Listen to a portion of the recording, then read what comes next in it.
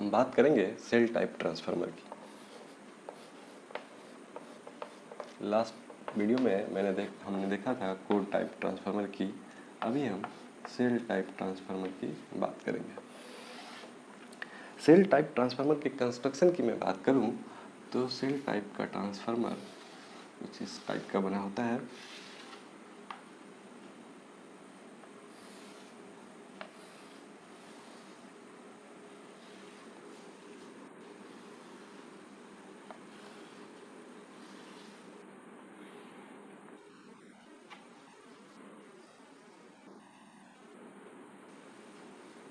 एक बाइंडिंग्स यहाँ रहते हैं जो कि LV का रहता है, उसके नीचे का बाइंडिंग HV रहता है, उसके नीचे का बाइंडिंग LV रहता है, उसके नीचे का बाइंडिंग HV रहता है और फिर लास्ट में LV रहता है।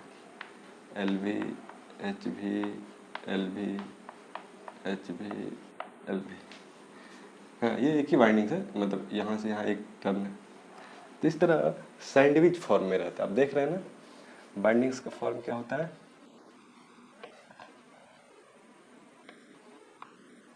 सैंडविच सैंडविच फॉर्म में बाइंडिंग किया रहता है और सैंडविच फॉर्म में क्या रहता है ऑन सेंट्रल लेग। देखिए आपको रिक्वायरमेंट ऑफ 3 लेग्स, ये इंपॉर्टेंट है। रिक्वायरमेंट ऑफ 3 लेग्स, आपको 3 टांग चाहिए कोर में, एक ये वाला, एक ये वाला और एक ये वाला। और वहाँ जब हम कोर टाइप ट्रांसफार्मर की बात करते तो वहाँ इस बीच वाले लेग का कोई ज़रूरी नहीं था, सिर्फ 2 लेग में ही हमारा काम हो जाता था। तो सेल टाइप ट्रांसफार्मर में सैंडविच बाइंडिंग रहता है जो कि सेंट्रल लेग में होता है और इस प्रकार हमें 3 कोर में 3 लेग की ज़रूरत पड़ती है। और आप यहाँ देख रहे होंगे LV and HV layers are alternate।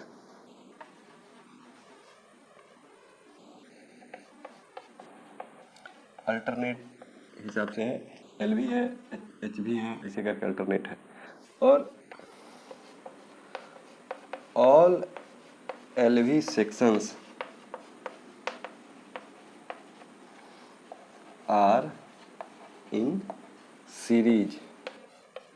सारे LV सेक्शन एक दूसरे के सीरीज में है। यहाँ से एक तार निकल के यहाँ शुरू हुआ, फिर यहाँ से ख़त्म होके यहाँ आया और यहाँ से मैंने इन किया था और यहाँ से मैंने आउट कर दिया। तो LV देख रहे हैं ना, ये फोटो आपको समझ में आ रही होगी, थोड़ा मैं गंदा कर रहा हूँ, ठीक है ना।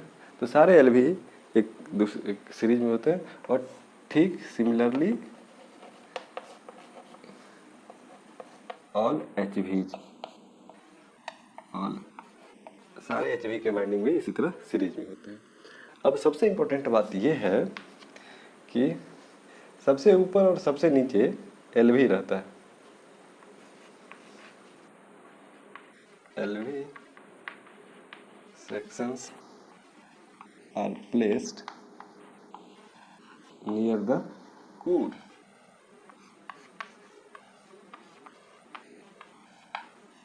इस वाले हिस्से की बात कर रहा हूँ, यहाँ HV न देके LV देते हैं। दोनों हिस्से पे नीचे में LV रहता है। ऐसा क्यों रहता है? लास्ट क्लास में भी मैंने बताया था, इंसुलेशन पर्पज से। वही जो बात हम कोर टाइप ट्रांसफार्मर में डिफाइन किए थे, वही बात यहाँ भी डिफाइन करेंगे। इंसुलेशन रिक्वायरमेंट को कम करने के लिए, टू मिनिमाइज इंसुलेशन रिक्वायरमेंट। क्यों? आप इस तरह समझिए कि इनके बीच का वोल्टेज ग्रेडियंट के हिसाब से यहाँ हम इंसुलेशन लगाएंगे। ठीक उसी तरह अगर ये HV रहेगा तो इनके बीच का वोल्टेज, HV और LV के बीच के, HV और कोर के बीच के वोल्टेज ग्रेडियंट के, ये असल में मान लीजिए अगर 0 वोल्ट है, मैं वहाँ भी इस तरह का एग्जांपल दिया था, ये 415 वोल्ट है और ये 11,000 वोल्ट है। तो इनके बीच का वोल्टेज डिफरेंस क्या है? 415। तो उस हिसाब से इंसुलेशन डिसाइड होगा। और अगर हम यहाँ एच वी कर देते तो इनके बीच का वोल्टेज डिफरेंस क्या था, 11,000, और उस हिसाब से इंसुलेशन, ये 11,000 और 415 जो मैं लिख रहा हूँ ये बस आपको बताने के लिए। चार, अगर मैं एल की बात करूँ तो जो भी 240 300 240 वोल्टेज होगा वो सारे टर्न्स को मिला के होगा। ये सिर्फ यही 240 नहीं होगा, सिर्फ यही 240 नहीं होगा, सारे सीरीज में है ना, सारे को मिला के बात रखनी पड़ेगी। तो ये बात आपको समझ में आ रही होगी कि इंसुलेशन रिक्वायरमेंट को कम कर देता है एल अगर ऊपर प्लेस करेंगे तो। अगर हमने एच को प्लेस कर दिया तो कोर और इनके बीच जो इंसुलेशन लगेगा ये थोड़ा ज़्यादा लगेगा। ठीक है, तो इस तरह करने से देखिए आपके पास 3 तरीके हैं ट्रांसफार्मर बनाने के। एक सेल टाइप है और एक नॉर्मल जो हम लोग पढ़ते आ रहे हैं। क्या, एक वाइंडिंग मैंने यहाँ लपेट दी और एक को एच नाम दे दिया, एक को एल कर दिया। तो इसमें सबसे ये सिर्फ दिखाने के लिए है, ऐसा होता नहीं है। और दूसरा तरीका है कोर टाइप ट्रांसफार्मर का। कोर टाइप ट्रांसफार्मर में हमने यहाँ एल प्लेस किया और इसके ऊपर एच प्लेस कर दिया। ठीक इसी तरह इधर। तो ये दोनों तरीके हैं। फ्लक्स, यहाँ फ्लक्स का लीकेज बहुत ज़्यादा है, जो एक वाइंडिंग से निकल के दूसरे वाइंडिंग में जा रहा है कोर के माध्यम से, बहुत सारे हवा में फ्लक्स चले जाएंगे, जो कि लीकेज बहुत ज़्यादा यहाँ कम होगा और यहाँ भी कम होगा। क्यों? क्योंकि एच और एल दोनों एक ही जगह प्लेस है। जितना नज़दीक रहेंगे, जितना क्लोजर रहेंगे, लीकेज की संभावना उतनी कम रहेगी। चलिए, और लीकेज कम तो ट्रांसफार्मर की इफिशियंसी ज़्यादा। अब हम एक कंपेरिजन कर लेते हैं सेल टाइप और कोर टाइप ट्रांसफार्मर से। हमने लास्ट क्लास में कोर टाइप पढ़ा था, यहाँ हम एक कंपेरिजन कर ले रहे हैं सेल टाइप और कोर टाइप ट्रांसफार्मर की। ये कोर टाइप और यहाँ सेल टाइप ट्रांसफार्मर की। तो सबसे पहला कंपेरिजन वाइंडिंग्स।